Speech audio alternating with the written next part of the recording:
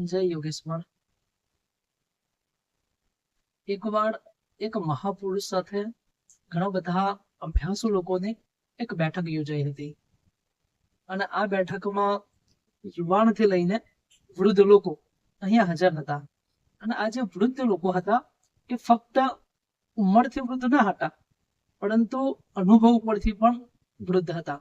અને આ બધા અભ્યાસુ લોકોએ પોતાની જે વિચાર પ્રણાલી છે તેનો તો અભ્યાસ કર્યો જ હતો, પરંતુ સાથે સાથે જે બીજા બધા સંપ્રદાયો છે, જે અલગ અલગ વિચાર પ્રણાલીઓ છે, એનો પણ અભ્યાસ કર્યો હતો.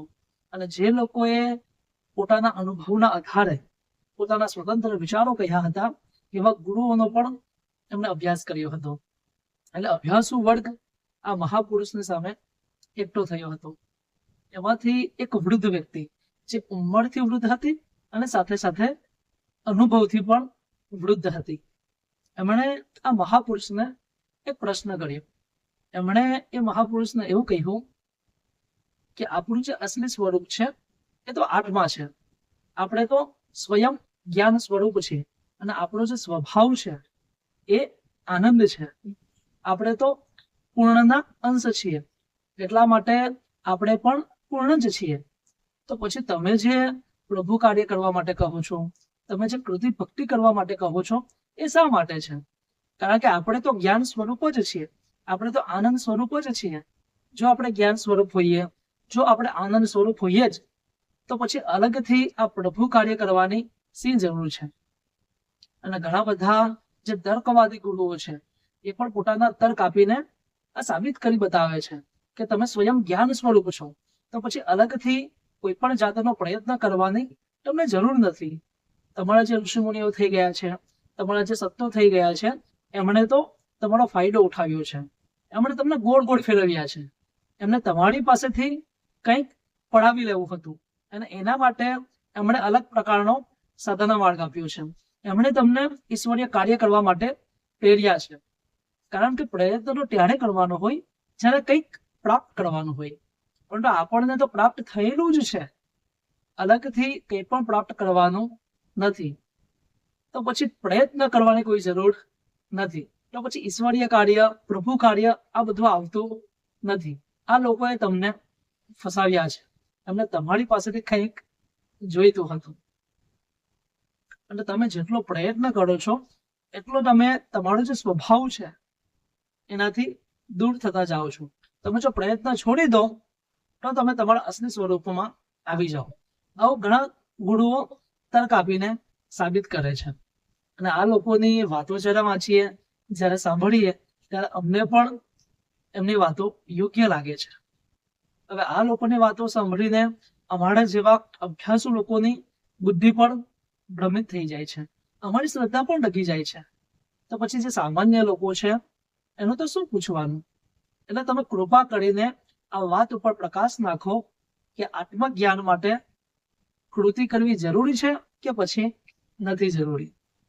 પછી પેલા મહાપુરુષે હસીને એવું કહ્યું કે માની લો કે તમારું બેંક બેલેન્સ 50 લાખ રૂપિયા છે. તમારી પાસે 50 લાખ રૂપિયા બેંકમાં પડ્યા છે. હવે તમે કોઈ જગ્યાએ ફરવા માટે જાઓ છો અને ફરતા ફરતા તમે તમને અનુરૂપ કોઈક ખરીદી પણ કરો છો. હવે તમારી પાસે પોકેટમાં જેટલા પણ પૈસા હતા એ પૂરા થઈ ગયા. હવે તમને વધારાના 10,000 રૂપિયાની જરૂર છે. હવે હું તમને પૂછું છું કે તમારે હવે 10,000 રૂપિયા જોઈએ છે, પરંતુ અત્યારે પોકેટમાં 10,000 રૂપિયા નથી. તો પછી આ 10,000 રૂપિયા મેળવવા માટે તમે કોઈ અલગથી કામ કરશો અત્યારે? પેલા ભાઈએ એવું કહ્યું કે ના, મારી પાસે પહેલેથી જ બેંકમાં 50 લાખ રૂપિયા પડ્યા છે, તો આ પૈસા કમાવા માટે મારે વધારાનું કોઈ કામ કરવાની જરૂર નથી. હું શું કરીશ? હું એક એટીએમ મશીન પાસે જઈશ અને મારે જેટલા પૈસા જોઈએ છે એટલા પૈસા હું ઉપાડી લઈશ. પછી પેલા મહાપુરુષે એવું કહ્યું કે માની લો કે તમે એટીએમ મશીનમાં ગયા અને એટીએમ મશીનમાં જઈને તમે તમારું એટીએમ કાર્ડ અંદર એન્ટર કર્યો. પછી એટીએમ મશીને તમને તમારો પિન એન્ટર કરવાનું કહ્યું. હવે તમે જ્યારે પિન નાખવા ગયા ત્યારે તમને ખબર પડી કે તમારો જે પિન છે એ એક્ઝેક્ટ તમને યાદ આવતો નથી. તો પિન યાદ નહીં આવે અને તમે જો રોંગ પિન અંદર એન્ટર કરો તો પૈસા નીકળે કે?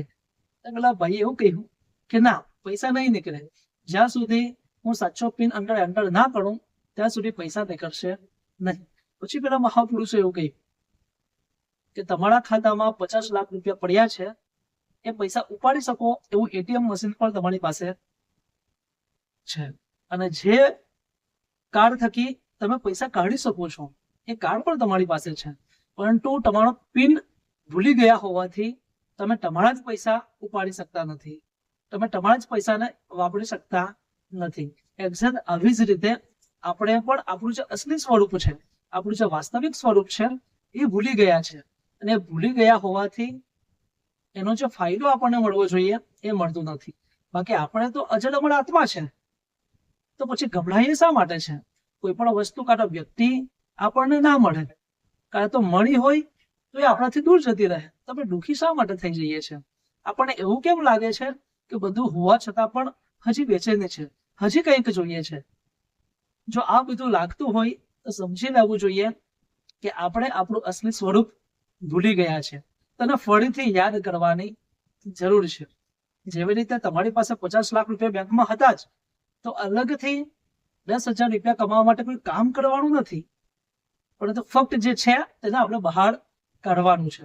એક્ઝેક્ટ આવી જ રીતે આપણે પણ જ્ઞાની બનવાનું નથી, આનંદિત થવાનું નથી. આપણે જ્ઞાની છીએ જ, આપણો સ્વભાવ આનંદ જ છે, એને ફક્ત જાણવાનું છે.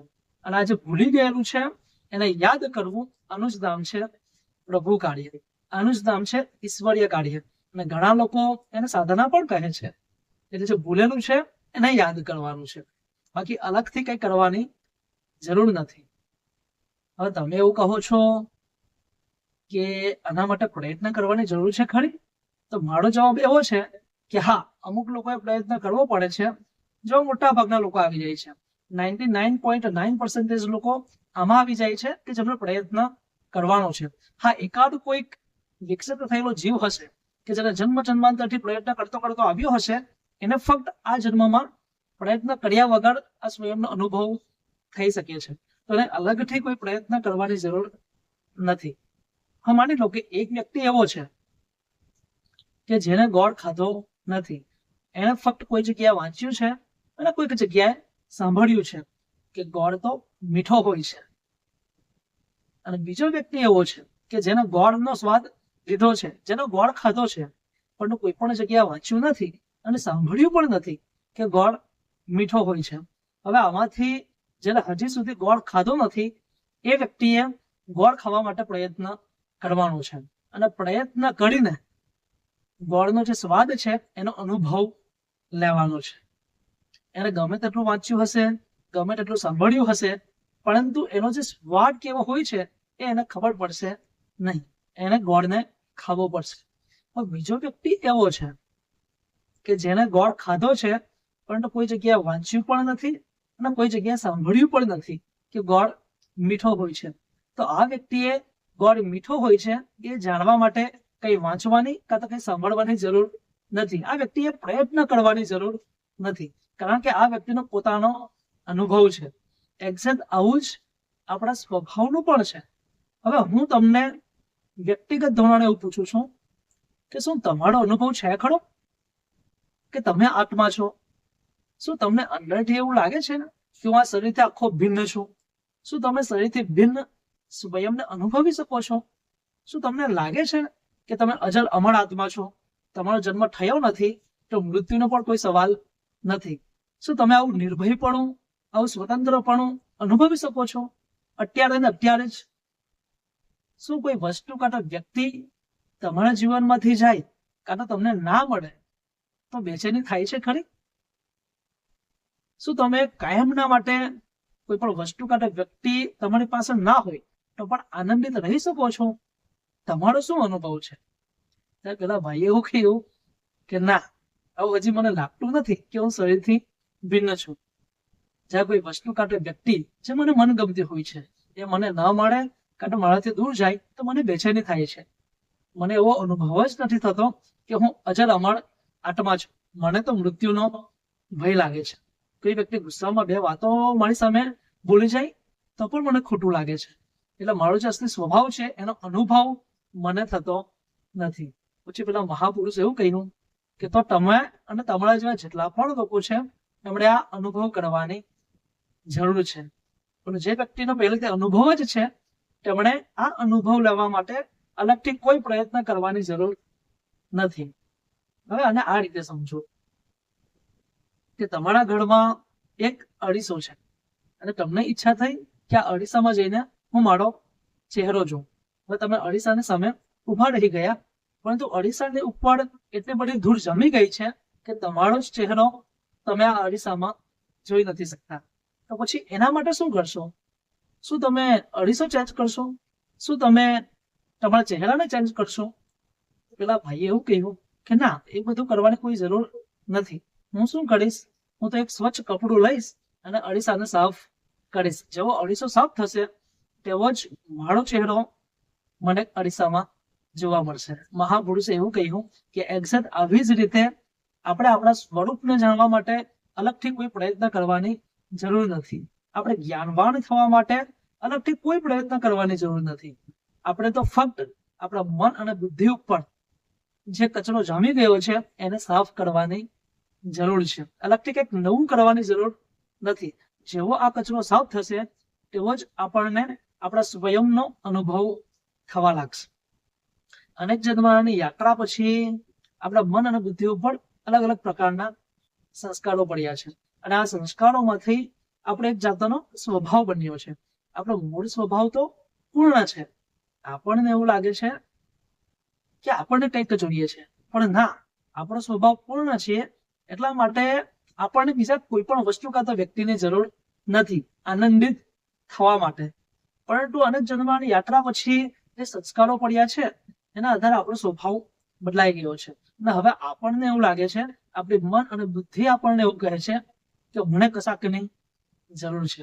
જો કોઈ વસ્તુ કાં તો વ્યક્તિ જે મને મનગમતી હોય એ મને મળે તો હું ખુશ થાઉં, અને જો એ મારાથી દૂર થાય તો હું દુઃખી થાઉં. એટલે મને આનંદિત થવા માટે કોઈ વસ્તુ કાં તો વ્યક્તિની જરૂર છે. આવો આપણો સ્વભાવ થઈ ગયો છે. અને આ સ્વભાવને જો બદલવો હોય તો મન અને બુદ્ધિ ઉપર જે સંસ્કારો પડ્યા છે, જે કચરો જમ્યો છે, એને આપણે સાફ કરવો જોઈએ. અને એનું જ નામ છે ચિત્ત શુદ્ધિ. એટલે આપણે જે પ્રયત્ન કરવાનો છે એ ચિત્ત શુદ્ધિ માટે કરવાનો છે. અને શંકરાચાર્યજી પણ વિવેક ચૂડામણીમાં એવું કહે છે કે પ્રભુ કાર્ય કરવાથી, ઈશ્વરીય કાર્ય કરવાથી આપણું જે ચિત્ત છે એ શુદ્ધ થવા લાગે છે. અને જેમ જેમ આ ચિત્ત શુદ્ધ થાય છે તેમ તેમ આપણને આપણું જે સ્વરૂપ છે એનો અનુભવ થવા લાગે છે. હવે જે લોકો તમને એવું કહે છે કે અલગથી પ્રભુ કાર્ય કરવાની કોઈ જરૂર નથી, અલગથી ઈશ્વરીય કાર્ય કરવાની કોઈ જરૂર નથી, તમારો જો સ્વભાવ જ આનંદ છે, તમે સ્વયં જ્ઞાન રૂપ છો, એટલે અલગથી કંઈક કરવાની જરૂર નથી. તમે ફક્ત ખાઈ પીને મજા કરો, કારણ કે આનંદિત થવાનું નથી, તમે છો જ, તો પછી ખોટો પ્રયત્ન કરવાની જરૂર નથી. આવું જે લોકો કહે છે, આવું જે તર્કવાદીઓ ગુરુ કહે છે, એમને માણસની સાયકોલોજીનો અભ્યાસ નથી. માણસનું જે મન છે એનો સ્વભાવ છે કંઈક ને કંઈક કરવાનો. આપણા મનને કંઈક કરવાનું જોઈએ. જો તમે શાંતિથી ઘરે બેઠા પણ હોવો, કંઈ પણ કામ ના હોય, તો પણ તમે એમને એમ બેસી શકતા નથી. તમને ભૂતકાળની બધી વાતો યાદ આવશે, કારણ પછી ભવિષ્યકાળમાં તમારે જે કરવાનું છે એના પ્લાનિંગો યાદ આવશે. આપણે જો નવરા બેઠા હોઈશું તો મોબાઈલ લઈશું, ન્યૂઝપેપર લઈશું, કોઈ પુસ્તક લઈશું, કંઈક ને કંઈક કરતા રહીશું. એટલે આપણું જે મન છે એને એકલા બેસવાની આદત નથી, એને કંઈક કરવાનું જોઈએ. હવે થાય એવું છે કે ઘણા તર્કવાદી અને બુદ્ધિવાદી ગુરુઓને વાતો સાંભળીને આપણું જે મન છે એને આપણે પ્રભુ કાર્યમાંથી ખસેડી લઈએ છીએ. આપણે આપણા મનને સત્કાર્યમાં લગાવતા નથી. જે થોડું ઘણું આપણા હાથે જે સત્કર્મ થાય છે એમાંથી આપણે આપણા મનને રોકી લીધું. હવે થાય એવું છે કે આપણું જે મન છે એને કંઈક ને કંઈક કરવાનું જોઈએ. હવે સત્કાર્ય માટે તો આપણે મનને રોકી લીધું, તો મન શું કરશે? તો મન કંઈક ને કંઈક ઉલટું કરશે.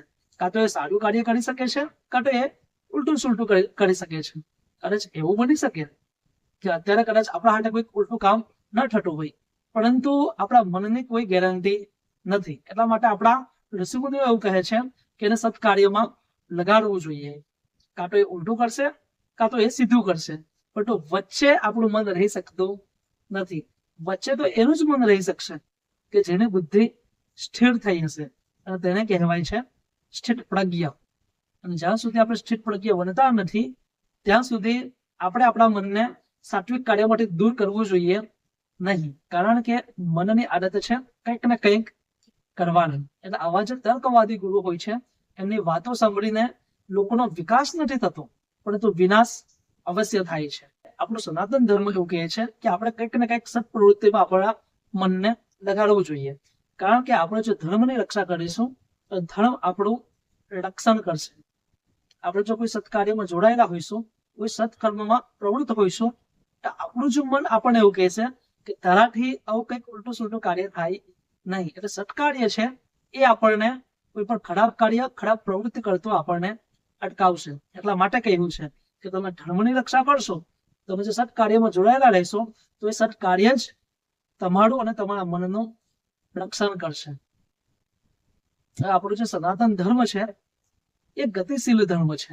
એ ગતિ શૂન્યતામાં ક્યારેય પણ માનતું નથી. એ એવું કહે છે કે તમે જો અજ્ઞાની હો, તમને જો જ્ઞાન થયું ના હોય તો તમને જ્ઞાન થાય એટલા માટે તમે કંઈક ને કંઈક પ્રવૃત્તિ ચાલુ રાખો, એના માટે તમે ઈશ્વરીય કાર્ય કરવા લાગો. અને જો તમને જ્ઞાન પ્રાપ્ત થઈ જાય, તમારો વિકાસ થઈ જાય, તો પણ તમારે અટકવાનું નથી. પછી આ જ્ઞાન જે તમને પ્રાપ્ત થયું છે, આ અનુભવ જે તમે લીધો છે, તમે જે આનંદનો અનુભવ કરો છો, એ જ આનંદ સમાજના પ્રત્યેક વ્યક્તિને પણ મળે એ માટે તમે હવે પ્રવૃત્ત થાઓ. હવે તમે લોક સંગ્રહ અર્થે પ્રવૃત્ત થાઓ. એટલે ગતિ શૂન્યતા આપણો સનાતન ધર્મ સ્વીકારતી નથી. જેવો અત્યારે પ્રોબ્લેમ છે તેવો જ આપણા પૂર્વજો સમય પણ પ્રોબ્લેમ આવ્યો હતો. ઘણા બધા ગુરુઓ પોતાના અનુભવના આધારે એવું કહે છે કે મને જ્ઞાન એમને આમ જ થયું છે, મેં કોઈ પ્રવૃત્તિ કરી નથી, બધી પ્રવૃત્તિ મેં બંધ કરી તો મને જ્ઞાન થયું છે. આવું તો ઘણા વર્ષો પહેલા પણ થતું હતું. એટલા માટે પછી પૂર્વજોએ એક નિયમ બનાવ્યો, જે જડવાડી નિયમ નથી પરંતુ અનુભવના આધારે એક નિયમ બનાવ્યો કે કોઈ પણ વ્યક્તિના વિચારો ગમે તેટલા મહાન હોય, ગમે તેવા દિવ્ય હોય, તો એને તમે જીવનમાં ઉતારો, એને તમે નમસ્કાર કરો. પરંતુ જ્યાં સુધી એ બધી જે વાતો છે એ આપણે સત્ય સનાતન ધર્મને મળતી નહીં આવે, શાસ્ત્રનો સંબંધ ના હોય, તો એના પાછળ તમે જીવન બગાડો નહીં, એના પાછળ તમે જીવન લગાવી ના શકો. કારણ કે આપણો જે શાસ્ત્ર સંબંધ રસ્તો છે, આપણે જે શાસ્ત્રોક્ત વાતો કહેવામાં આવી છે એ વ્યક્તિના સમગ્ર જીવનને આવરી લે છે. એમાં વ્યક્તિનું જે વ્યવહારિક જીવન છે, સામાજિક જીવન છે, રાજકીય જીવન છે, આર્થિક જીવન છે, ધાર્મિક જીવન છે અને આધ્યાત્મિક જીવન, આ બધાનો વિચાર કરીને ઋષિમુનિઓએ આપણને એક સનાતન ધર્મ આપ્યો છે, એક શાસ્ત્રોક્ત માર્ગ આપણને આપ્યો છે. અને આ રસ્તા ઉપર આપણે જઈશું તો આપણે ભૌતિક જીવન પણ સમૃદ્ધ બનાવી શકીશું અને આધ્યાત્મિક જીવન પણ સમૃદ્ધ બનાવી શકીશું. હવે અત્યારના જે ગુરુઓ હોય છે કે જેમને શાસ્ત્રોની વાતોમાં પણ વિશ્વાસ નથી હોતો, એ લોકો જે માર્ગ આપે છે એ ફક્ત આધ્યાત્મિક માર્ગ હોય છે. એમાં જો વ્યક્તિ પડે છે તો વ્યક્તિનો નથી ભૌતિક બાબતોમાં ધ્યાન રહેતું, નથી સમાજમાં ધ્યાન રહેતું, નથી પોતાના કુટુંબમાં ધ્યાન રહેતું. હવે આ વ્યક્તિનો ભૌતિક વિકાસ પણ નથી થઈ શકતો અને આધ્યાત્મિક વિકાસ પણ થઈ નથી શકતો. એટલા માટે આપણા ઋષિમુનિએ એવું કહ્યું કે કોઈ પણ વિચાર હોય પરંતુ એ તસ્માત શાસ્ત્ર પ્રમાણાંતે હોવો જોઈએ. એ શાસ્ત્રને પ્રમાણિત હોય તો જ તમે એને અનુસરો.